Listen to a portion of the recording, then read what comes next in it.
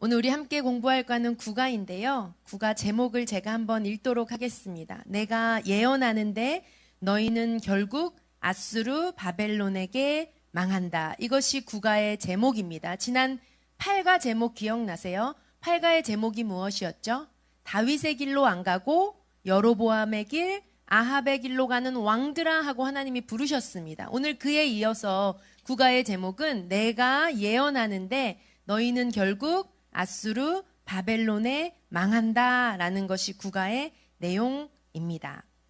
자, 성경 목록을 한번 보면요. 국어는요, 우리가 열왕기 하와 그에 연관된 예언서를 볼 텐데요.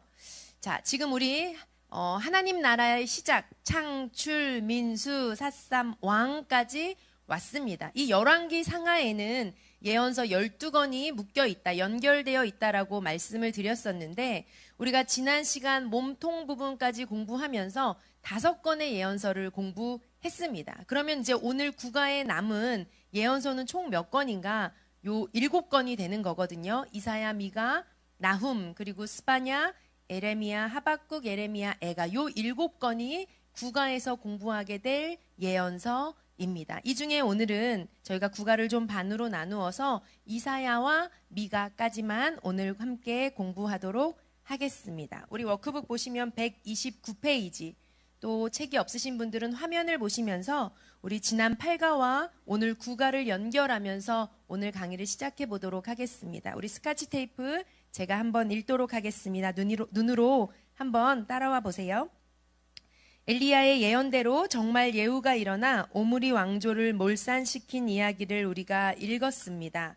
열왕기 상하 4가는 엘리야의 예언이 정말 사실로 입증되었다는 것을 드러내고 싶었습니다. 역사가 흘렀는데 예언대로 되더라 이 말이지요. 역사란 하나님이 주관하시는 것이다. 열왕기 스토리 몸통 부분에서 멍석을 깔고 앉아 이것을 큰 소리로 말하는 사람들이 예언자라 이 말입니다. 자, 이제 그 이후 스토리는 어떻게 흘러갈까요? 아합처럼 한다면 아합처럼 망한다는 것입니다. 간단한 이야기입니다. 다윗의 길로 가면 축복이다, 모델이다, 제사장 나라다. 그러나 아합의 길로 가면 망한다는 것입니다. 그런데 어떻게 되었습니까? 안타깝게도 망하는 역사입니다. 북쪽 나라 이스라엘은 아수르가 쳐들어와서 정말로 망해버렸습니다. 남쪽 나라도 아수르한테 괴롭힘을 당하다가 결국에는 바벨론한테 망해버립니다. 이렇게 왕사의 끝은 멸망으로 이어집니다. 실제로 망해가는 스토리 속에 엘리야 같은 예언자들이 계속 나타나는 거예요. 남북이 망해가는 역사를 꼬리 부분이라고 했습니다. 자, 이제 꼬리 부분의 역사를 정리합니다.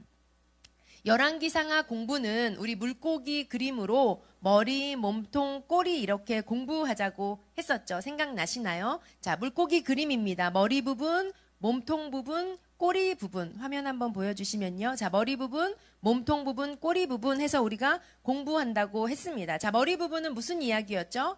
솔로몬 이야기, 남북이 갈라지는 이야기였다. 몸통 부분은 무슨 이야기였죠? 바알로 물들어버린 온통 아합왕 이야기였다. 그리고 마지막 남은 꼬리 부분이 오늘 국어의 내용입니다. 자, 꼬리 부분은 한마디로 무슨 이야기다? 망하는 이야기다. 화면을 한번 보시면 이 물고기 그림에 보면 꼬리 부분 누가 먼저 망해요?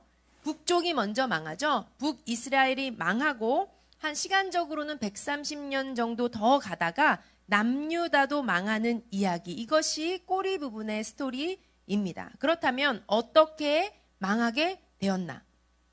그리고 또 하나님 나라가 왜 망했을까? 또 망했다면 여기서 끝인가? 하나님 망하자고 나라를 시작하신 게 아니실 텐데 우리가 이런 질문을 가지고 국어를 공부할 수 있었으면 좋겠습니다. 자, 국어를 잘 이해하기 위해서는요. 국어는 꼬리 부분, 즉 망하는 이야기라고 했는데요. 어떻게 망하는가 그 멸망하는 과정을 우리가 구조로 좀 잡고 나면 공부하기가 훨씬 쉽습니다.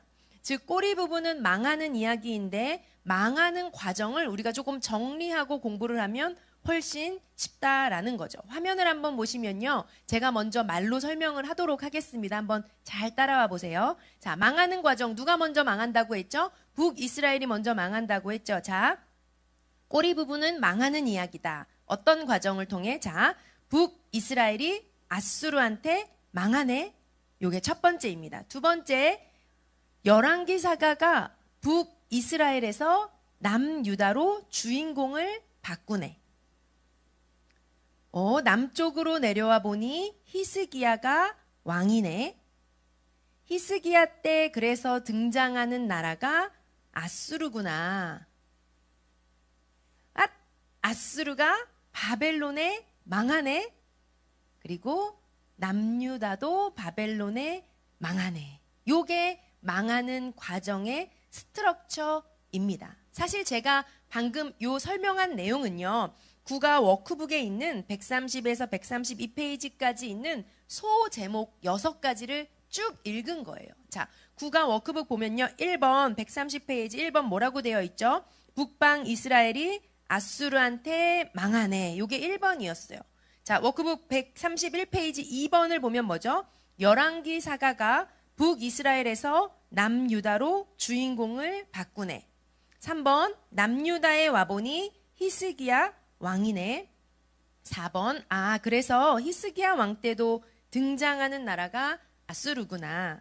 자, 5번 132페이지 5번 아수르가 바벨론한테 망하네. 그리고 마지막 6번 남방 유다도 바벨론한테 망하네. 오늘 국가에 1번부터 6번까지 이 소 제목이 망하는 과정의 큰 스트럭처입니다.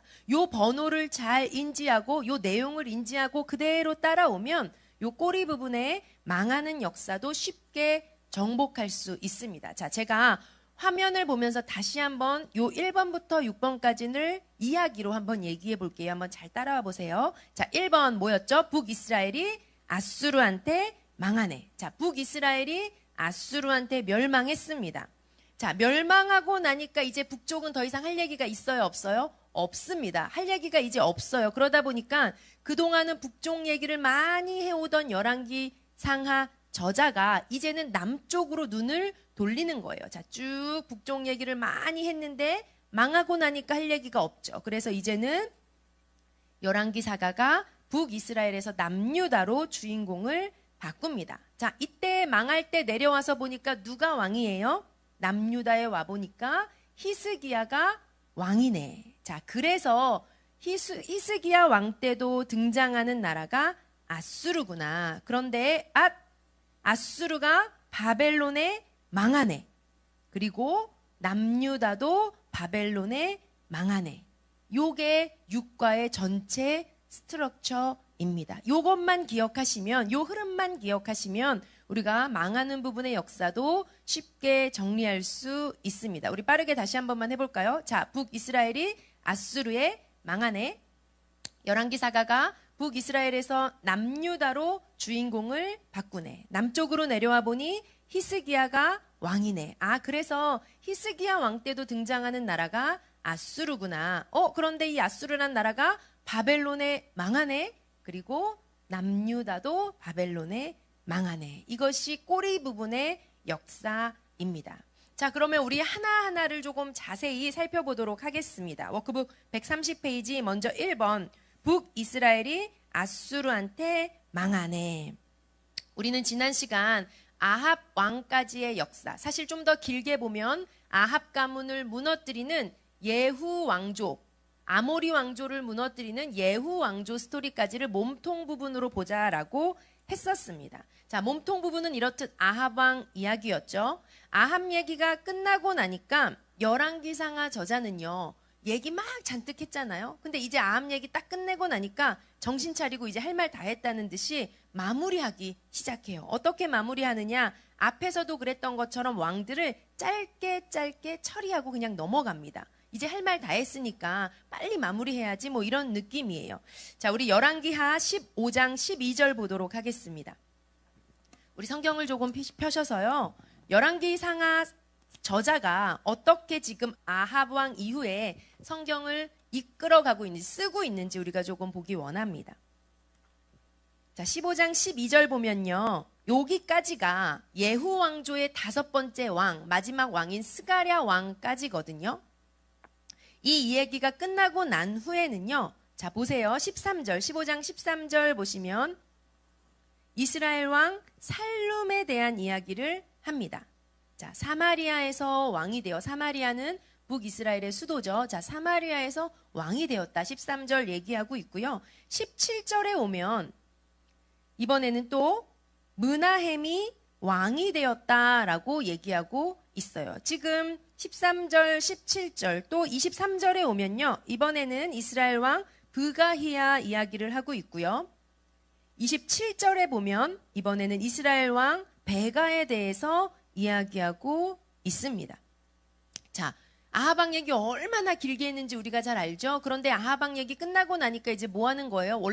원래대로 돌아왔어요. 자, 정신 차리고 빨리 끝내자 이런 느낌이에요. 그래서 뭐 6절, 7절 이런 식으로 간단하게 살룸, 므나헴, 브가히야, 베가 이렇게 정리하고 있다라는 거죠. 그리고 와서는 17장에 와서 보면요. 열왕기하 17장.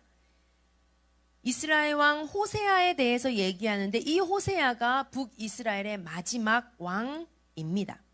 27장 마지막 왕 호세아에 와서는 북이스라엘이 망했다라는 게 지금 열왕기사가의 기록이에요. 그런데 이 북이스라엘이 누구에게 망했다고요? 아수르에 망했다고 했죠. 자, 워크북 131페이지 반가로 2번을 보면요. 자, 결국 북이스라엘은 아수르에 의해 망했습니다라는 거예요. 우리가 한번 본문을 확인해 보도록 하겠습니다. 열왕기하 17장 한번 보도록 할게요. 열왕기하 17장 1절 보도록 하겠습니다. 자, 여로보암 2세 때는 북이스라엘이 전성기를 누렸다고 했죠. 그런데 지금 이 마지막 왕 호세아 왕 때쯤 와서 보면요. 북이스라엘이 많이 작아져 있어요. 나라의 사이즈가. 왜 그러냐면 당시 아수르라는 나라가 강대국으로 나라를 점점 영토를 확장하면서 요단 동편 땅이나 아니면 북쪽의 갈릴리 지역을 이미 점령했기 때문이에요. 이때 아수르의 왕은 디글랏빌레셀이라는 왕인데 이 왕에서 살마네셀 5세로 넘어가는 시기였습니다. 이때 지금 이스라엘을 공격할 때요. 자, 그래서 호세아 왕은요. 아수르에 대항했어요. 아수르의 공격에 대항을 했죠. 그런데 혼자 힘으로는 할 수가 없으니까 누구를 의지했느냐? 저 남쪽에 있는 애굽을 의지해서 애굽 도와줘. 우리 좀 도와줘 이래가지고 아수르에 저항했습니다. 그러나 결국은 이 살마네셀 5세가 BC 724년에 이스라엘로 쳐들어오게 되었고 수도 사마리아를 포위하게 됩니다. 그리고 한 2년 정도는 저항했지만 결국 BC 721년에 아수르에 의해서 북이스라엘은 완전히 멸망하게 됩니다. 우리가 성경으로 이 내용을 한번 확인해 보도록 하겠습니다. 열왕기하 17장 1절 보면요. 중반쯤에 자, 호세아가 사마리아에서 이스라엘이 왕이 되어 9년간 다스렸다라고 기록되어 있죠. 3절을 보시면요. 우리가 방금 제가 설명드린 내용처럼 아수르의 왕 누가 살메아네셀이 올라와서 호세아가 그에게 종이 되어 조공을 드리더니 자, 아수르의 공격이 있었고 호세아 왕은 조공을 바치는 거예요. 조공. 자, 4절 보시면요. 그런데 그가 애굽의 왕 소에게 사자들을 보내고 해마다 하던 대로 아수르 왕에게 조공을 드리지 아니하매 아수르 왕이 호세아가 배반했구나. 요 녀석 조공 안 바치네 하고 그를 오게 감금하여 두고 6절 보도록 하겠습니다. 6절 보시면요. 호세아 제9년에 아수르 왕이 사마리아를 점령하고 이스라엘 사람을 사로잡아 아수르로 끌어다가고 여러 고을로 흩었다라는 얘기가 기록되어 있습니다. 자, 성경은요. 지금 열왕기상하 저자는요. 17장에서 이렇게 해서 북이스라엘이 멸망하게 되었다라고 기록하고 있고 17장 7절부터는요. 왜 북이스라엘이 멸망했는가를 기록하고 있어요. 우리가 잘 아는 내용이죠. 왜 멸망했습니까? 무슨 길로 갔기 때문에? 아합의 길로 갔기 때문에. 바알과 아세라를 끌어들여서 바알과 아세라를 섬기는 역사였기 때문에 망할 수밖에 없었다라는 것을 기록하고 있습니다. 17장 7절 보면 쭉 얘기하고 있는데요. 이 일은 즉 왜 망했느냐? 이스라엘 자손이 자기를 애굽 땅에서 인도하여 내신 애굽의 왕 바로의 손에서 건져내신 그 하나님 여호와께 범죄하며 다른 신들을 섬겼기 때문이에요. 라면서 쭉 설명하고 있습니다. 자, 북이스라엘을 멸망하게 한 아수르는 어떤 나라였나? 우리 아수르 하면 지난 시간 공부했던 요나서 생각나세요? 이 요나에게 하나님께서 뭐라고 하셨죠? 아수르의 수도였던 니느웨에 가서 복음을 전해라 라고 하셨어요. 그 나라가 바로 아수르였습니다. 자, 물고기 꼬리 부분을 공부하고 있는데요. 이 꼬리 부분의 역사에서는 우리가 아까도 보았지만 아수르라는 나라도 등장하고 뭐 바벨론이라는 이름도 등장하고 꼬리 부분의 역사는 우리가 당시 세계 무대와 연결해서 볼 수 있는 안목이 좀 필요합니다. 이 갑자기 아수르라는 나라, 뭐 바벨론이라는 나라가 등장하는 게 아니에요. 성경이 우리가 창세기 공부하셨던 때 기억나실지 모르겠는데 창세기 11장과 12장 사이에는 엄청난 분기점이 있던 거 기억나세요?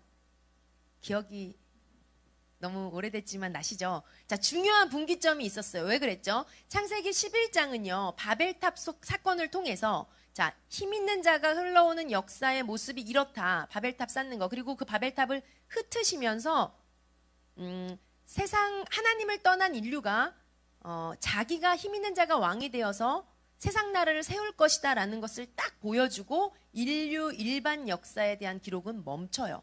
그리고 나서 창세기 12장에 뭘 시작하는 거죠? 하나님 나라의 역사를 시작하죠. 자, 인류 일반 역사는 이렇게 흘러올 것이지만 그게 끝이 나는 게 아니고 역사는 그렇게 흘러가겠지만 성경은 더 이상 그 이유에 대해서 얘기하지 않는 것뿐이에요. 다만 하나님의 나라, 아브라함으로 시작되는 하나님 나라에 초점을 맞추고 창세기 12장부터는 쭉 성경 역사가 흘러온 거죠. 그래서 우리는 창세기 12장 이후에 창, 출, 민수, 삿삼, 왕 하면서 하나님의 나라, 이스라엘에 초점을 맞추면서 흘러왔다라는 거죠. 그런데 그러는 동안 하나님의 나라뿐만 아니라 그 주변 국가들도 아웅다웅하면서 전쟁도 하고 동맹도 맺고 이러고 살고 있었겠죠. 자, 이쯤 등장하는 아수르라는 나라는 어떤 나라냐? 바로 메소포타미아 지역을 점령하고 있었던 큰 제국입니다.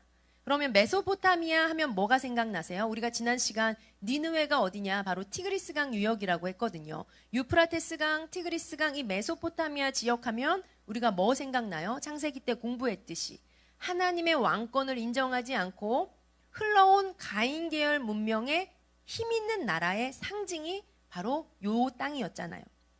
바알과 아세라를 섬기는 나라, 세상 나라를 상징하는 것입니다. 바로 지금 이 땅에 아수르라는 나라가 뚱뚱해져 가지고 강대국으로 위치해 있다라는 거죠.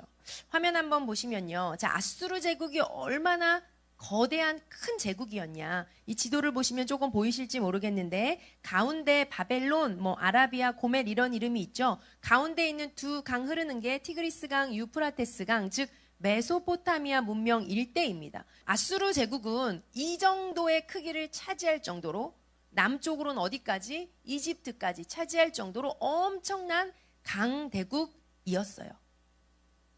자, 이거 지난 시간에 봤던 도표인데요. 기억나실지 모르겠습니다. 이 노란색 맨 첫 번째 있는 게 이스라엘 나라이고요. 가운데 세 번째 있는 이 분홍색이 메소포타미아 일대 지역이에요. 이거를 보면 어떻게 보냐면요. 자, 전부 다 이렇게 일자로 쭉쭉 내려오죠. 그러다가 이 분홍색을 중간에 보시면 나라가 어때요? 조금 굵어졌죠, 선이. 선이 굵어졌다라는 말은 나라의 땅이 넓어졌다. 즉 나라가 확장되고 있는 걸 이야기해요. 요거를 잘 타고 내려오면요.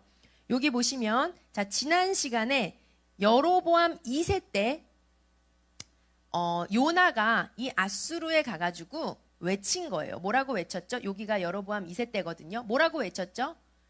회개해라. 안 그러면 망한다라고 외친 거예요. 그런데 이때 아수르 제국의 굵기를 보세요. 점점 어때요? 뚱뚱해지고 있는 거죠. 점점 힘이 세지고 있었고 점점 영토를 확장해가고 있었던 때예요. 그런 그때 가서 절대로 망할 것 같지도 않고 절대로 흔들릴 것 같지도 않은 그런 아수르 제국에 가서 요나가 외친 거예요. 망한다. 그런데 어때요? 실제 지금 여기 보시면 여기가 호세아라는 이름 보이세요? 이스라엘의 마지막 왕 호세아 때. 이때 어떻게 돼요? 아수르 제국에 의해 멸망해요. 그때 여기 보면 조금 전에 우리가 읽었던 살마네셀 5세라는 왕 이름 보이죠?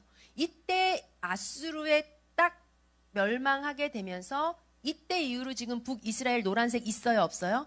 없어요. 이 이후로는 역사 속에서 사라지게 된다라는 거죠. 아수르는 뚱뚱해지고 있고. 자, 아수르가 북이스라엘을 점령했다고 했습니다. 아수르라는 나라는 메소포타미아 일대를 차지하고 있던 아주 강대국이었다라고 생각하시면 돼요. 이제 북이스라엘은 아수르에 먹혀버린 거예요. 자, 그런데 이 아수르가 정복한 후에 한 정책이 뭐였냐면 아수르의 식민 정책은 혼합 정책이었어요. 혼합 정책이 뭐냐? 자기 나라 사람들, 이방의 포로로 끌어온 사람들을 다 섞어요. 자, 북이스라엘 땅에 사람들을 막 이주시키고 일부를 섞어요. 이렇게 섞는 이유는 무엇일까요? 민족의 단일성을 없애버려서 반역을 일으키지 못하도록 하겠다라는 게 아수르의 식민 정치였어요. 우리가 열왕기하 17장 24절 가서 본문으로 좀 확인해 보도록 하겠습니다. 열왕기하 17장 24절 보시면요. 이 내용이 성경에 기록되어 있죠. 자, 아수르 왕이 바벨론과 구다와 아와와 하맛과 스발와임에서 사람을 옮겨다가라는 표현이 있습니다. 이스라엘 자손을 대신하여 사마리아 여러 성읍에 두매 그들이 사마리아를 차지하고 여러 성읍에 거주하니라. 이게 뭐예요? 다양한 외국 사람들 들여 보냈다라는 거예요. 섞이게 만들었다라는 거예요. 그런데요, 이 외국 사람들이 들어올 때 그냥 들어오나요? 아니죠. 뭐 데리고 들어와요? 항상 자기가 믿는 신 데리고 들어와요. 그래서 예배하고 안 그래도 엉망이었던 북이스라엘을 어떻게 만들어 버릴까요? 다신 종교 사회로 만들어 버리게 되는 거죠. 29절 보도록 하겠습니다. 성경이 이렇게 표현하고 있습니다. 각 민족이 각기 자기의 신상들을 만들어 사마리아 사람이 지은 여러 산당들에 두되 각 민족이 자기들이 거주한 성읍에서 그렇게 하였다라고 기록하고 있어요. 자기들도 엉망인데 더 엉망이 되었다. 이런 이야기죠.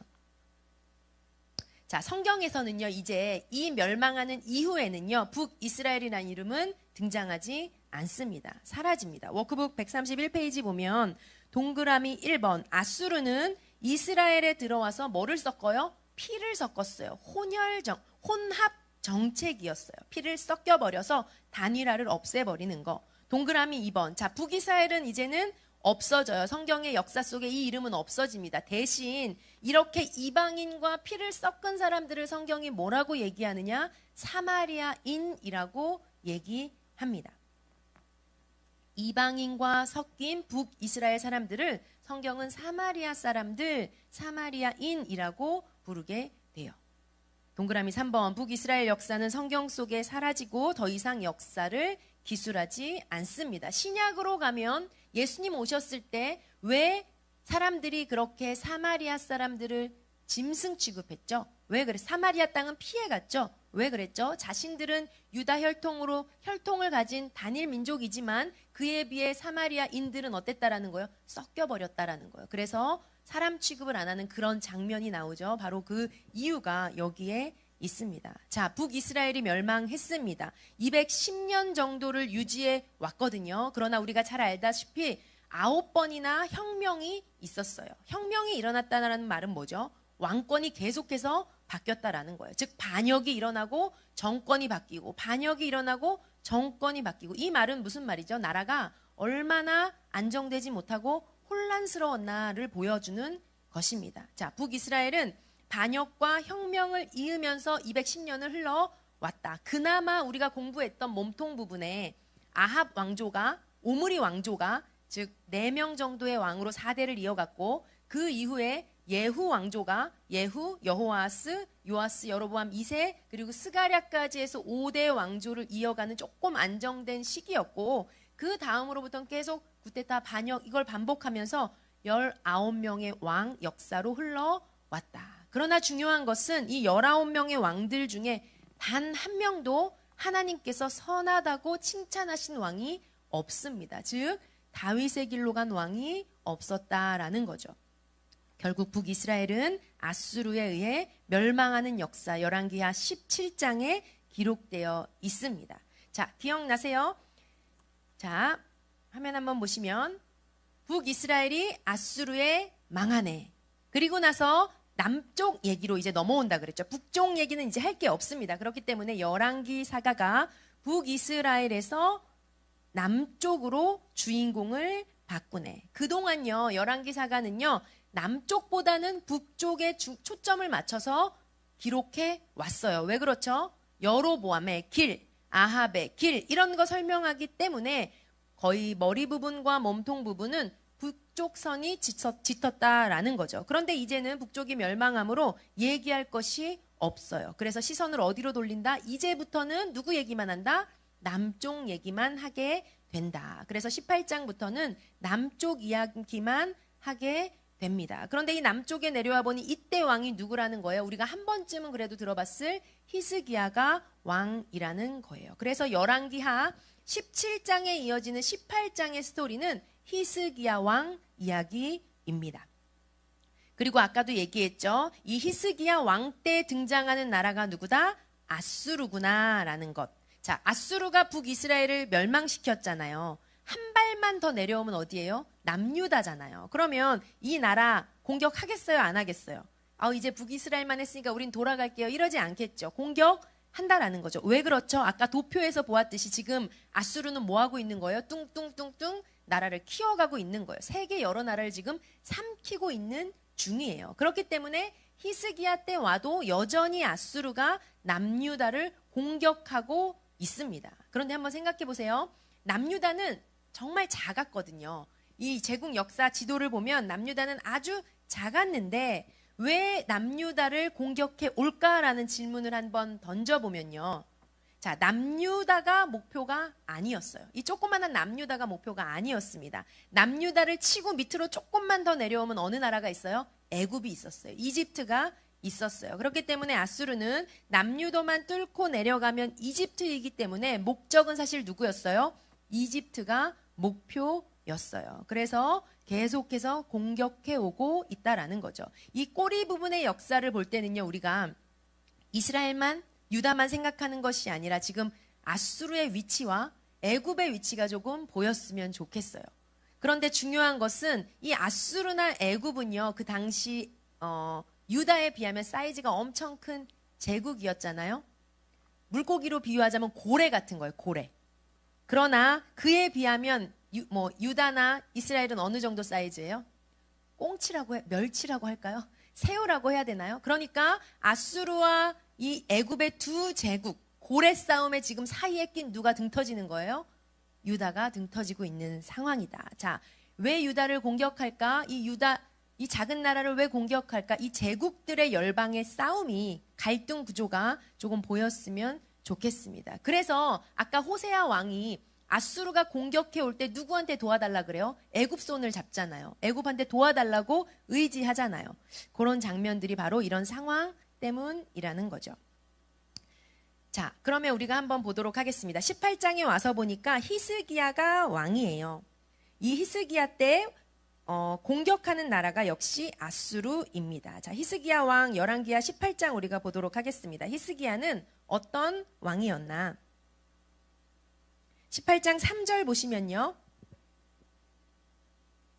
자, 히스기야가 그의 조상 다윗의 모든 행위와 같이 여호와께서 보시기에 정직하게 행하였다라는 오랜만에 아주 반가운 기록이 있습니다. 다윗의 길이라는 표현이 나오죠. 4절에 보면 그가 무슨 일을 했느냐. 여러 산당들도 제거하고 주상도 깨뜨리고 아세라도 찢고 모세가 만들었던 놋뱀을 이스라엘 자손들이 이때까지 막 분향하고 있으므로 그것도 부수었다. 즉 우상 숭배하는 거 다 없앴다라는 거예요.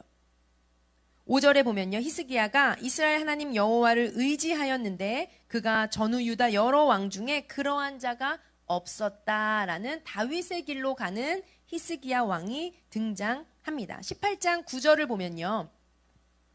자, 히스기야가 왕으로 다스리고 있는데 북쪽에 무슨 일이 일어나느냐. 9절 히스기야 왕 제4년 곧 이스라엘의 왕 엘라의 아들 호세아 제7년에 아수르의 왕 살마네셀이 사마리아로 올라와서 에어 쌌더라. 아까 17장에 조금 전에 북이스라엘 멸망 상황을 다시 한번 이야기하고 있는 거예요. 즉 그 일이 일어날 때 남쪽 왕 누구였다? 히스기야였다라는 것을 알 수가 있습니다. 그렇게 북이스라엘은 망했고 13절에 와서 보면요. 자, 히스기야 왕 시간이 조금 지났는데 이번에는 아수르의 왕 누가? 사네립이 올라와서 유다의 성읍들을 쳐서 점령함에라고 기록하고 있습니다. 즉 히스기야 때 와서 보니까 누가 계속 유다를 괴롭히고 있는 거예요? 아수르라는 나라가 내려오고 있다라는 그림이 보이셨으면 좋겠습니다. 18장 14절 보면요. 자, 히스기야가 아수르 왕에게 얘기하면서 뭐라고 얘기해요? 결국은 아수르 왕이 후반절쯤 보면요. 은 300달란트, 금 30달란트 정하여 히스기야에게 내게 즉 조공 바쳐. 너희 우리나라한테 잘 보이려면 지금 조공 바치라고 협박하고 있는 거예요. 그래서 히스기야 왕이 막 이것저것 끌어다가 다 해서 조공을 바칩니다. 그런데 조공을 받은 후에도 멈추지 않고 뭐예요? 계속 유다를 공격하고 조롱하는 거예요. 그 내용이 바로 17절 내용입니다. 우리 18장 17절 보도록 하겠습니다. 아수르 왕이 사람을 보내가지고요. 예루살렘으로 가가지고 히스기야 왕을 치게 했는데 그들이 예루살렘으로 올라가니라. 그들이 올라가서 윗못 수도곁 곧 세탁자의 밭에 있는 큰 길에 이르러 서니라. 자, 19절에 보면 이 아수르 쪽에서 온 사람 중에 랍사게가 말하는 거예요. 뭐라고 얘기하냐면 자, 랍사게가 그들에게 이르되 너희는 히스기야에게 말해 전에 대왕 아수르 왕의 말씀이 내가 의뢰하는 의뢰가 무엇이냐. 20절에 보면요. 중간에 내가 이제 누구를 의뢰하고 나를 반역하겠느냐. 21절 이제 내가 너를 위하여 저 상한 갈대 지팡이 애굽을 의뢰하도다. 지금 뭐 하는 거죠? 유다를 압박해 오면서 너네 의지할 거 뭐 있어? 너네 이제 뭐 저 상한 갈대 같은 애굽 의지하겠냐? 의지할 거 아무것도 없지. 그러니까 항복해. 이런 식으로 조롱하고 있는 거예요. 30절 보면요. 야, 히스기야 왕이 너희들한테 여호와 의뢰하라고 했지? 그 말 듣지 마. 그가 이르기를 여호와께서 반드시 우리를 건지실 거라 했지? 그 말 믿지 마라고 조롱합니다. 31절 너희는 히스기야의 말을 듣지 말라. 아수르 왕의 말씀이 너희는 내게 항복하고 내게로 나아오라 하고 계속 예루살렘을 에워싸고 이 유다 백성들을 조롱하고 협박하고 마음을 불안하게 만들고 있는 거라는 거죠. 그러면서 뭐라고 얘기합니까? 34절에 보면요. 너네 봤지? 마지막 부분에 이렇게 기록되어 있어요. 사마리아를 내 손에서 건졌느냐. 뭐 여기저기 다들 믿는 신들이 있다는데 결국 사마리아도 멸망하는 거 못 봤어? 이러면서 너네도 뭐 별거 의지할 거 없다. 얼른 항복해라. 이런 식으로 협박하고 있다라는 거죠. 자, 이런 아수르의 조롱과 자극하는 상황에 대한 히스기야 왕의 반응은 무엇이었을까요? 그것이 바로 19장 1절입니다. 우리 한번 보겠습니다. 열왕기하 19장 1절. 히스기야 왕이 이 모든 내용을 들었어요. 들은 후에 그 옷을 찢고 굵은 배를 두르고 여호와의 전에 들어가서 성전으로 들어갑니다. 그리고 나서 무엇을 하느냐? 2절에 보면요. 여러 사람들을 불러서 굵은 배를 둘려서 아모스의 아들 선지자 이사야에게로 보내매라고 기록되어 있습니다. 여기서 등장하는 선지자가 바로 우리가 잘 아는 이사야 선지자입니다. 4절에 뭐라고 얘기하죠? 랍사게가 아수르 왕의 보냄을 받고 와서 살아계신 하나님, 우리가 믿는 그 하나님을 비방하는 것 들었죠? 라고 얘기하면서 6절에 가서 뭐라고 얘기합니까? 이사야가 그들에게 이르되 너희는 이렇게 말해라. 여호와의 말씀이 너는 아수르 왕의 신복에게 들은 바 나를 모욕하는 말 때문에 두려워하지 말라라고 이사야 선지자가 이야기합니다. 자, 우리는 히스기야 왕을 중심에 놓고 이사야서를 읽습니다. 왜냐하면 이사야 선지자가 이때 활동했기 때문이에요. 또한 우리가 미가 선지서도 이 히스기야 왕을 배경으로 읽습니다. 연결해서 읽는다라는 거죠. 이때쯤 우리가 이 두 선지서, 예언서를 읽는구나라는 것을 기억해 두셨으면 좋겠습니다. 자, 이렇게 19장까지 20장까지가 히스기야 왕 이야기고 그 다음으로 이어지는 열왕기하의 스토리는 21장 히스기야의 아들 므낫세 왕 이야기입니다. 자, 히스기야 다음에 유다 왕은 누구냐? 바로 므낫세라는 왕인데요. 므낫세는 55년을 통치했는데 아버지 히스기야가 이루어 놓은 영적 기반을 이어가지를 못합니다. 이 말은 뭐죠? 다윗의 길로 가지 못했다라는 거예요. 오히려 완전히 하나님을 떠나 우상을 섬깁니다. 성경은 뭐라고 기록해 놨냐면요. 21장 3절 므낫세를 이렇게 설명합니다. 우리 보도록 하겠습니다. 21장 3절입니다.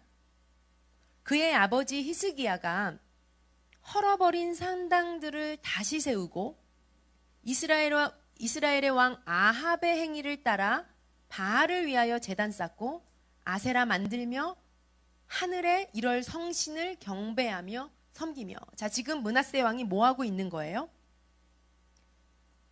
지금 남유다의 왕이고 지금 아합 죽은 지도 시간이 지났는데 지금 무슨 길로 가고 있다라고 얘기하는 거죠?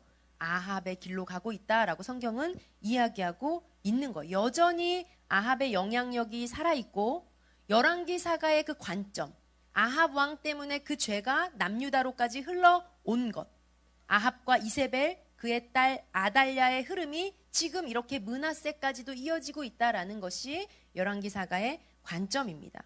11절을 보면요, 므낫세의 치정에 대해서 이렇게 얘기합니다. 유다 왕 므낫세가 이 가증한 일과 악을 행함이 그 전에 있던 아모리 사람들, 즉 가나안 족속이거든요. 아모리 사람들의 행위보다 더욱 심하였고 그들의 우상으로 유다를 범죄하게 하였도다라고 기록하고 있습니다. 가나안 땅 들어가서 가나안 족속이 섬기는 신 정복하라고 했는데 오히려 그들이 행했던 악행보다 더한 일을 행하고 있었다. 즉 므낫세는요, 남방 유다 역사 속에서 우상 숭배의 극치를 이룬 왕이었습니다. 자, 이렇게 해서 성경은요, 자, 지금 우리가 어디까지 흘러왔죠? 히스기야 왕 이야기. 자, 처음부터 얘기하면 아수르의 북이스라엘이 망하고 그 다음에 내려와 보니까 히스기야가 왕이었는데 이 히스기야 다음이 므낫세 왕이었다. 그런데 우상 숭배의 극치를 달리고 있다라는 거예요. 이 이후에 일어나는 것이 뭐냐? 우리 화면 한번 보여주시면, 자, 이때 성경에는 기록되어 있지 않지만 우리가 꼬리 부분의 역사를 세계 역사와 함께 같이 보자라고 했죠. 이때 일어나는 일이 뭐냐? 바로 아수르가 바벨론에 멸망하는 사건이 일어납니다. 자, 요나가요, 여로보암 2세 때 가서 아수르 망할 거야 라고 했죠. 그런데 실제로 지금 망했다라는 거예요. 화면 한번 보시면, 자, 아까도 말씀드렸지만 여기 보시면 호세야 왕 때 망했다라고 했죠. 호세야 왕 때 이스라엘이 없어져서 아수르 제국으로 들어갑니다. 그런데 여기 보면 점점 뚱뚱해지다가 어떻게 돼요? 여기쯤 와서 보니까 갑자기 이렇게 뚱뚱해지다가 줄어들죠. 그리고 거기에 뭐라고 이름이 써 있죠? 신바벨론 제국이라고 써 있습니다. 화면을 좀 확대해 보여드리면 좋겠지만 신바벨론 제국이라고 해서 쓰여져 있어요. 자, 아주 강대국 같아 보였던 아수르가 멸망하게 되는데 이 아수르는 어떻게 망하게 됐냐? 바로 그 밑에 쪽에 있는 바벨론 제국에 의해서 망했다라는 거예요. 자, 바벨론의 느부갓네살 왕 들어보신 적 있으시죠? 이 느부갓네살 왕의 아버지 이름이 나보폴라살인데 이 아버지가 아수르를 공격하게 돼요. 밑에서 치고 올라와서 아수르의 수도였던 니느웨를 점령하고 이후 점점 패권을 쥐고 영토를 확장해 갑니다. 그래서 신흥 바벨론 또는 신바벨론이라고 얘기를 해요. 이 분홍색 땅덩어리를 보면요, 한번 보세요. 메소포타미아 지역, 즉 메소포타미아 지역 일대를, 자, 어떨 때는 아수르라는 이름, 어떨 때는 바벨론 이름이라는 이름으로 나뉘어져 있기도 해요. 즉 그 땅을 자기들끼리 나눠 갖고 있다가 또 어떨 때 보면 구바벨론 제국, 자기들끼리 또 합쳐지기도 해요. 자, 그러나 배경은 땅은 어디라는 거예요? 똑같은 땅을 이야기하고 있는 거예요. 또 시간이 지나면 바벨론, 아수르로 또 나뉘어졌다가 갑자기 이제 아수르로 합해지면서 뚱뚱 커지고 있었는데 밑에 있던 바벨론 제국이 치고 올라오면서 이 아수르를 멸망시켰다라는 거죠. 그래서 이 바벨론에 의해 아수르 제국이 멸망하고 이 바벨론이 치고 올라오면서 유다를 정복하는 것, 유다까지 멸망시키는 것, 즉 제국의 역사의 흐름 속에 이스라엘과 유다의 멸망 역사가 끼어 있기 때문에 우리가 이렇게 세계 제국의 역사를 끼어서 공부하게 되는 것입니다. 오늘은 여기까지 하고 남유다의 멸망은 다음 시간으로 떼어서 어떻게 유다가 바벨론에 의해 멸망하게 되었나를 다음 시간에 따로 떼어서 자세히 공부하도록 하겠습니다. 오늘은 어디까지만 공부하느냐. 자, 북이스라엘이 멸망했고 그때 왕이 누구였다? 남쪽은 히스기야 왕이었다. 다음의 왕은 누구였다? 므낫세 왕이었다라는 거죠. 우리는 지금 꼬리 부분을 공부하고 있습니다. 오늘 우리가 마무리하면서 보기 원하는 것은, 자, 이때 보면 우리가 꼬리 부분에서 등장하는 예언서가 총 몇 건이다? 7건인 거죠. 7건. 7건이 있는데 이 중에 오늘 범위에 우리가 읽을 범위는 이사야와 미가입니다. 즉 히스기야 왕을 배경으로 이 2건의 예언서를 끼어 읽자라는 아이디어예요. 그런데 한번 생각해 보세요. 이때 등장하는 예언서의 내용은 무엇일까요? 우리가 지난 시간 예언자들은 누구인가, 예언서는 무슨 내용인가 공부했을 때 하나님은 지금 왕들을 통해서 얘기하실 수가 없잖아요. 그러니까 예언자들을 통해서 지금 하나님 말씀을 전하게 하신 거거든요. 이때 자, 북이스라엘 멸망하고 남유다도 멸망으로 흘러가고 있는 역사 속에서 하나님은 무슨 말씀이 하고 싶으실까요? 그 하나님의 마음이 바로 이사야서, 미가서에 담긴 것입니다. 자, 아합의 길로 가다가 북이스라엘이 망했죠. 그러면 남유다에게 무슨 말씀하고 싶으시겠어요? 똑같이 아합의 길로 가면 망한다라는 거예요. 그러니까 뭐죠? 돌아와라. 내게 돌아와라. 이런 말씀하고 싶으시겠죠. 자, 신의 언약. 내가 너를 애굽에서 인도하여 내고 너희들과 언약하고, 이거 기억 안 나니? 다른 나라들은 바알과 아세라 섬겨서 망한다 할지라도 너희가 그렇게 하면 안 되지 않겠니? 제사장 나라의 사명을 감당해야지. 만약에 그렇지 않으면 유다 너도 별 수 없다. 망할 수밖에 없다라는 것. 심판받을 수밖에 없다라는 것이 예언자들의 내용입니다. 그러나 결국은 하고 싶은 얘기가 뭔지 아세요? 망하지만, 심판이지만, 그러나 하나님 나라는 망하는 것이 아니라 잠깐 벌 받는다라는 거예요.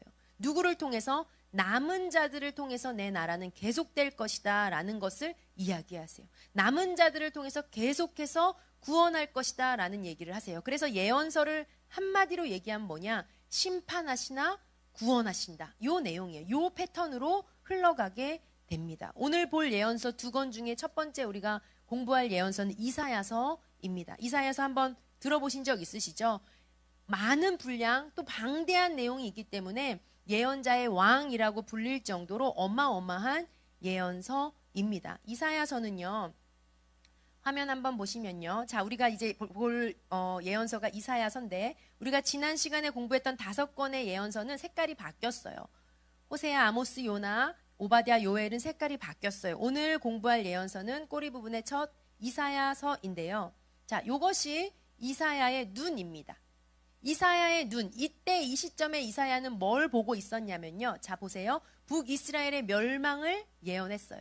그리고 또 뭐 아수르가 멸망할 것도 기록해 놓고 있습니다. 더 나아가 남유다의 멸망과 이 남유다를 멸망시켰던 바벨론 너도 멸망할 것이다 라는 내용을 기록하고 있어요. 이게 이사야 선지자의 시각, 각도예요. 더 나아가서 메시아, 다시 오실 왕, 더 나아가서 요한계시록에 기록된 새 예루살렘에 대한 기록까지 이사야 예언서에는 담겨 있습니다. 어마어마한 예언서죠. 자, 우리가 히스기야 왕 때를 배경으로 이사야서를 끼어 읽자라고 했는데, 사실 이사야서는요, 이사야 선지자는 히스기야 이전부터 활동하고 있었습니다. 그러나 우리가 요 때를 배경으로 읽자라는 아이디어거든요. 우리 이사야서 가서 조금 살펴보도록 하겠습니다. 이사야서 1장 1절을 한번 찾아보세요. 오늘 요 찾으시는 본문을 표시를 조금 해놓으셔야 성경을 읽으실 때 조금 도움이 되시지 않을까 싶습니다. 이사야 방대한 책이거든요. 우리가 그냥 읽으면 참 어려울 수 있는데 이때 우리가 이사야서를 정복할 수 있었으면 좋겠습니다. 1장 1절에 보면요, 정확하게 시대를 얘기하고 있어요. 유다 왕 우시야와 요담과 아하스와 히스기야 시대에 이사야의 예언이다라고 기록하고 있어요. 자, 시간적으로, 기간적으로는요, 한 60년 정도 되는 시간입니다. 이때 이사야 선지자가 활동을 했는데요. 이사야 선지자는 먼저 크게 총 66장까지 있거든요. 크게 세 부분으로 좀 요약을 하자면 1장부터 35장까지. 또 36장부터 39장까지, 그리고 40장부터 66장까지로 조금 크게 나눌 수가 있습니다. 아까 예언서의 큰 맥락이 뭐라 그랬죠? 심판하시나 구원하신다, 요거라고 했죠. 요 기준을 가지고 보면요, 먼저 아까 나눈 1장부터 35장까지가 심판하신다, 이런 내용이에요. 중간에 들어가는 36장에서 39장은요, 우리가 방금 열왕기하에서 보았던 히스기야 왕과의 연결된 역사 스토리가 짤막하게 들어가져 있습니다. 이 이후에 40장부터 66장까지의 기록은, 자, 심판하시나 뭐 하신다고요? 구원하신다. 즉 40장 이후의 스토리는 구원의 메시지입니다. 이렇게 크게 분류를 나누고 보면 읽기가 조금 나으실 것 같습니다. 자, 이사야 선지자가 하는 내용은 이런 거예요. 왜 심판받는가? 왜 하나님 나라가 망하는가? 힘없어서, 능력 없어서 망하는 게 아니라는 거예요. 뭐죠? 사명을 감당하지 못해서 제사장 나라가 아니라 오히려 바알과 아세라를 드렸기 때문에 그 모든 것 하나님이 알고 계시다라는 거예요. 그래서 심판하신다. 그럼에도 불구하고 하나님 나라는 계속될 것이다. 누구를 통해서? 남은 자들을 통해서. 우리 엘리야 때도 남은 자 7,000명의 개념이 있었잖아요.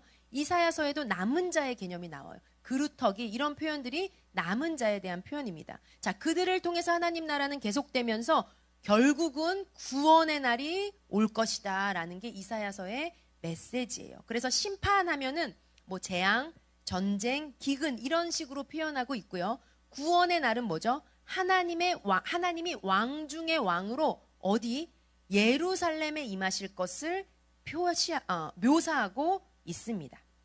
그리고 그 구원의 날은 그날이 오면 하는 소망하는 날로, 메시지로 계속해서 나타나고 있습니다. 우리 이사야서를 간단하게 요 세 부분으로 나눈 부분을 조금 우리가 살펴보도록 하겠습니다. 이사야서 1장 2절을 보면요, 뭐라고 얘기하십니까? 자, 유다의 타락, 왜 타락했느냐? 결국은 예배의 타락에 대해서 말씀하고 있습니다. 2절에 보면요, 중간 부분에 내가 자식을, 여호와께서 말씀하시기를 내가 자식을 양육하였거늘 그들이 나를 거역하였도다.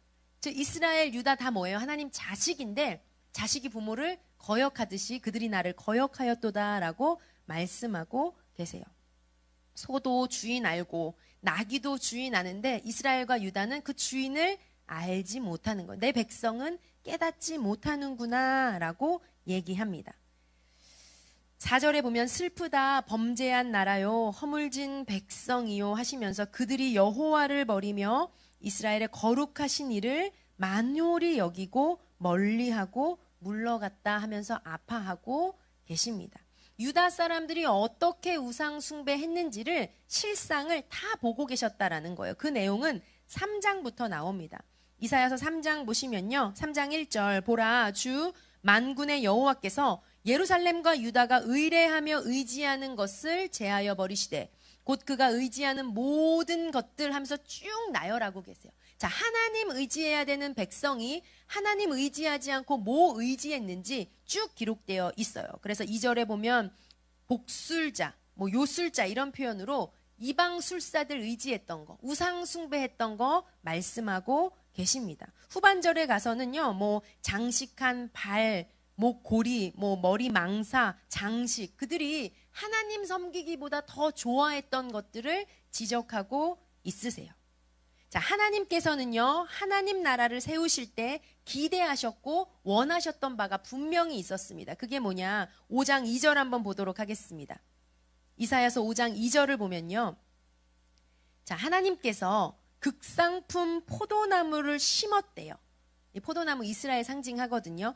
그 중에 망대를 세웠고 또 그 안에 술틀을 팠도다. 좋은 포도 맺기를 바랬다. 이게 하나님 나라 시작하실 때 원하셨던 바램이에요. 그런데 결과가 그렇게 됐냐? 5장 7절 보면 여호와의 포도원은 이스라엘 족속이요 그가 기뻐하시는 나무는 유다 사람이라. 그들에게 정의를 바라셨더니 도리어 포악이요 그들에게 공의를 바라셨더니 도리어 부르짖음이었도다. 자, 기대했던 바로 나라가 흘러가지 못했다라는 것 기록하고 있습니다. 이어지는 6장은요, 이사야 선지자가 처음 사역을 시작하던 때를 기록하고 있어요. 즉 개인적인 간증이에요. 저 하나님께 어떻게 부름받았는지 아세요? 하면서 본인의 간증 스토리를 들려주는 이야기예요. 6장 1절 보면요. 우시야 왕이 죽던 해에 하나님이 어떻게 나를 부르셨는지 내용이죠. 6장 8절, 그래서 우리가 잘 아는 내용입니다. 내가 또 주의 목소리를 들으니 주께서 이르시되 내가 누구를 보내며 누가 우리를 위하여 갈고 하시니, 그때 이사야 선지자가 얘기하죠. 내가 여기 있나이다, 나를 보내소서라고 말씀합니다. 그래서 이사야 선지자에게 사명을 주시고 이스라엘 백성들을 깨우는 역할을 하게 하시는 거죠. 그 다음에 이어지는 스토리는 7장에 임마누엘 동정녀 탄생 예언입니다. 사실 이때 당시는 전쟁이 일어날 것이고 어려운 일이 닥칠 것이고, 그런데 그런 배경으로 주시는 예언이 무엇이냐면 동정녀 탄생의 예언이에요. 7장 14절 보도록 하겠습니다. 우리가 잘 아는 7장 14절 무슨 내용이죠? 주께서 친히 징조를 너희에게 주실 것이라. 보라, 처녀가 잉태하여 아들을 낳을 것이요 그의 이름을 임마누엘이라 하리라. 이 어려운 상황 가운데에서 하나님은 지금 임마누엘의 동정녀 탄생 예언을 이사야 선지자를 통해 주고 계시는 거예요. 무죠? 임마누엘이 무슨 뜻이죠? 하나님이 이스라엘과 함께 하신다라는 거죠. 자, 임마누엘은 누구인가? 9장에서 설명하고 있습니다. 이 임마누엘이 누구인가? 자, 9장 1절 중간쯤 보면 수블론 땅과 납달리 땅이 멸시를 당하게 하셨더니 그러나 후에는 갈릴리 땅을 영화롭게 하셨다라고 기록되어 있어요. 즉 갈릴리 땅에서 오실 분이에요. 임마누엘, 그분은. 2절에 보면요. 흑암이 행하던 백성이 큰 빛을 보고 사망의 그늘질 땅에 거주하던 자에게 빛이 비추도다. 어둠을 밝히실 분이다 라는 거죠. 6절입니다. 9장 6절. 이는 한 아기가 우리에게 낳고 한 아들을 우리에게 주신 바 되었는데 그의 어깨에는 정사를 메었고 그의 이름은 기묘자라, 모사라, 전능하신 하나님이라, 영존하시는 아버지라, 평강의 왕이라. 즉 임마누엘로 오시는 그 왕이 어떤 왕이신가, 왕의 프로필, 왕이 어떤 왕인가를 설명하고 있습니다. 자, 이 왕은 또 어떤 왕이냐? 11장 1절 보시면요. 우리가 잘 알듯이 이 왕은 어떤 왕이에요? 11장 1절. 이새의 줄기에서 한 싹이 나서 그가 왕이 될 것이다. 즉 다윗의 후손으로 오실 예수 그리스도를 이야기하고 있습니다. 그분이 오시면 어떤 일이 일어나는가? 11장 10절. 그날에 이새의 뿌리에서 한 싹이 나서 만민의 기치로 설 것이요 열방이 그에게로 돌아오리니. 이 왕이 오시면 모든 남은 자들이 그에게로 돌아올 것이다. 12절. 여호와께서 열방을 향하여 기치를 세우시고 이스라엘의 쫓긴 자들을 모으시고 땅 사방에서 유다에 흩어진 자들을 모으시니. 즉 이 왕으로 인하여 남은 자들이 돌아오게 될 것이다 라는 거예요. 돌아온 이들이 하게 되는 건 뭐예요? 12장에 기록된 감사의 찬송입니다. 뭐라고 찬송하죠? 하나님은 위대하시다. 그분이 오셔서 하실 일을 찬송하는 것이 이어지는 내용인 거죠. 그래서 12장 1절이나 4절에 그날에 라는 표현을 쓰고 있어요. 그날이 오면, 그 소망하는 날이 오면 이라고 이야기하고 있습니다. 자, 13장부터는요. 자, 심판에 대한 메시지인데 이스라엘의 심판만 얘기하고 있는 것이 아니라 열방에 대한 심판 메시지입니다. 13장에 누구를 얘기하고 있어요? 1절에 보면 바벨론에 대한 심판의 이야기하고 있습니다. 자, 아직 바벨론이 남유다를 멸망시키지 않았어요. 그럼에도 불구하고 이 바벨론에 대한 경고의 메시지를 이사야 선지자는 벌써 담고 있습니다. 14장은 누구에 대한 예언이냐? 아수르에 대한 얘기. 또 14장 29절 보시면요. 블레셋 땅에 대한 심판의 메시지입니다. 계속해서 보겠습니다. 15장 1절 보시면 모압 땅에 대한 심판의 메시지고요. 지금 이스라엘 주변의 열방 국가에 대한 모든 심판의 얘기를 하고 계십니다. 17장으로 가면요. 다메섹에 관한 경고라. 이 다메섹은 어느 나라의 수도였죠?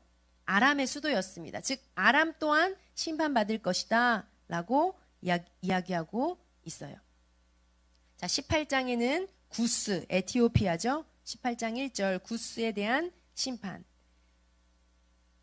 19장 1절 애굽에 대한 경고, 즉 이집트에 대한 경고입니다. 쭉 넘어가서 23장 보시면요. 두로와 시돈에 대한 이야기.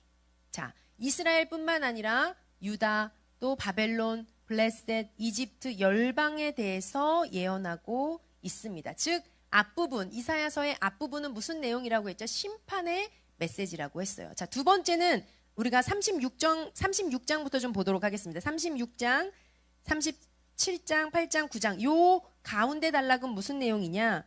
우리가 아까 열왕기 하에서 보았듯이 자, 히스기야 왕 때 이사야 선지자가 활동을 했어요. 그 역사 히스토리 기록이 지금 여기 기록되어 있습니다. 자, 36장 1절 보시면요. 히스기야 왕 때 있었던 일이 역사 히스토리로 지금 이사야 선지서에도 들어가 있는 거예요. 어디까지? 36, 37, 38, 39장. 이 내용은 열왕기 하에서 보았던 그 내용과 연결시켜서 읽으시면 됩니다. 자, 그러면 40장부터는 이제 무슨 메시지라고 했죠?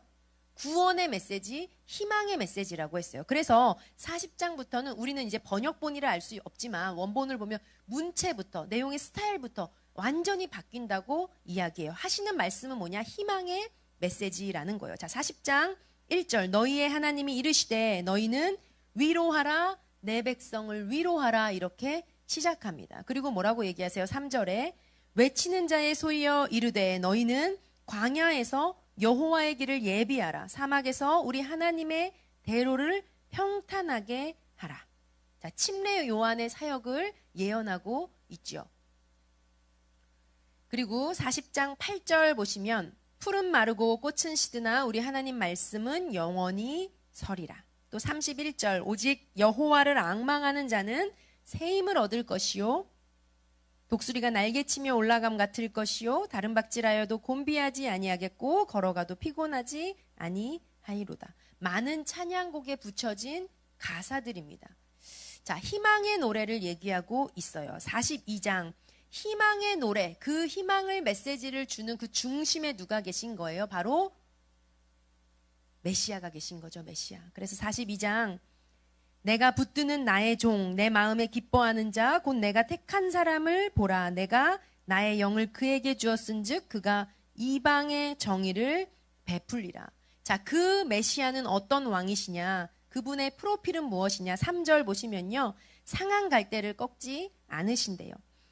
꺼져가는 등불을 끄지 않으신대요. 자, 그리스도가 어떤 분이신지 오셔서 어떤 사역을 하실지를 기록하고 있습니다.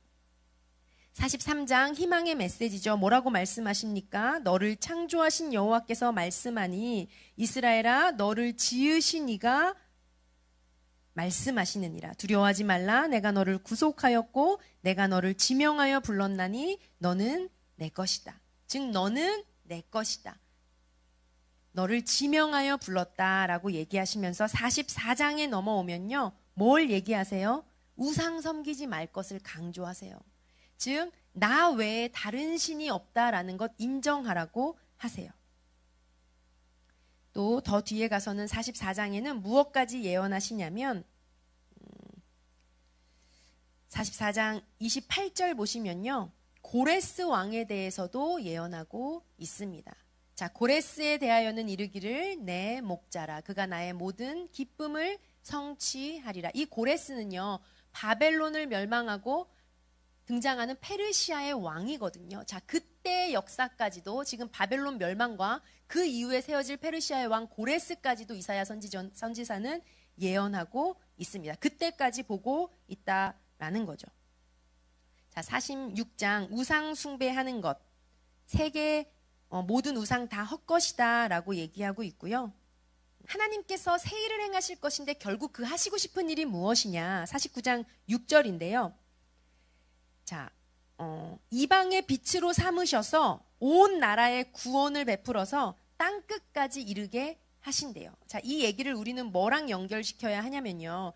창세기 12장에 하나님께서 하나님 나라를 세우시면서 뭘 하고 싶으셨죠? 이스라엘을 통하여 모든 민족이 복을 받게 하리라, 이거 원하셨죠. 그 일을 이루신다라는 거예요.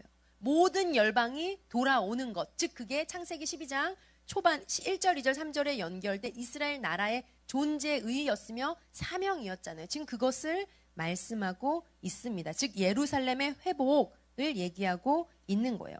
어떻게 그 일이 일어나는가? 52장 보도록 하겠습니다. 52장 13절 보시면요. 52장 13절 보시면 보라 내 종이 형통하리니 받들어 높이 들려서 지극히 존귀하게 되리라. 예수 그리스도께서 오셔서 섬김으로 통치하실 것을 예언하고 있습니다. 그래서 53장은 우리가 잘 아는 고난받는 종에 대한 예언이잖아요. 53장 3절 그는 멸시를 받아 사람들에게 버림받을 것이다. 53장 4절 그는 실로 우리의 질고를 지고 우리의 슬픔을 당하였거늘 우리는 생각하기를 그는 징벌을 받아 하나님께 맞으며 고난을 당한다 하였도다. 그러나 53장 5절 그의 찔림은 우리의 허물 때문이다. 우리의 죄악 때문에 그가 징계를 받는 것이다. 우리는 대신 평화를 누리고 나음을 입은 것이다. 53장 7절은요. 그가 마치 털 깎는 자 앞에 선 양처럼 잠잠하게 퇴포를 당하고 판결을 받으신다라는 것을 이미 예언하고 있어요. 53장 9절에서 그는 강도도 아니고 강포자도 아니지만 채찍에 맞았고 악인들과 함께 죽었고 죽은 후에는 누구와 함께 있었다? 부자와 함께 있었다. 마태복음의 예수님의 죽음에 대해 기록된 그 내용과 오버랩되고 있습니다. 이미 이사야 선지자가 예언하고 있습니다. 자, 55장은요. 이런 모든 내용을 얘기하면서 결국은 뭐예요? 목마른 자들아 다 나오라는 거예요. 예수님께서 초막절 때 얘기하시죠. 목마른 자들아 다 내게로 오라고 말씀하셨죠. 마치 그것처럼 너희 목마른 사람들은 다 나와라. 하나님의 이 말씀에 나오는 자들, 반응하는 자들은 다 구원을 얻는다라는 거예요. 그 어떤 사람도 이방인도 이것을 믿으면 하나님의 백성이 될 것이다 라는 것이 이 후반부의 내용입니다. 그래서 60장에는 예루살렘이 회복되어 받을 영광에 대해서 얘기하고 있고요. 구원의 아름다운 소식, 새하늘 새 땅 이런 계시록의 내용과도 오버랩되는 기록이 담겨 있습니다. 참 어려운 예언서일 수 있습니다. 방대한 내용을 담고 있는 예언서입니다. 그러나 우리가 이 이사야 선지서를 통해서 하나님 나라, 영원하신 하나님 나라, 또 보내시는 메시아 예수 그리스도, 갓난아기로 오시지만 하나님의 본체, 그리고 임마누엘, 그리고 십자가에 죽으신 사건, 그리고 우리를 대신한 대속 제물이 되어주신 사건까지 예언하고 있는 이 이사야의 선지서가 우리 마음에 하나님이 주시는 음성으로 메시지로 공부하면서 다가왔으면 좋겠습니다. 이사야서와 같이 묶어서 읽을 선지서는 미가서입니다. 미가서는 짧은 내용인데요. 이사야 선지서와 활동한 시기가 대략적으로 비슷합니다. 이사야 선지자가 왕궁을 출입하면서 주로 활동했다면 미가 선지자는 가난한 서민들을 속에서 그 무대를 배경으로 활동했습니다. 내용은 어떨까요? 비슷합니다. 자, 심판하시나 구원하신다. 사마리아의 죄가 유다까지 왔지만 바알과 아스라의 죄가 유다까지 왔지만 심판하실 수밖에 없지만 그러나 구원하실 것이다. 이게 미가 선지서의 내용입니다. 이번 주 우리가 성경 읽으셔야 할 내용은요.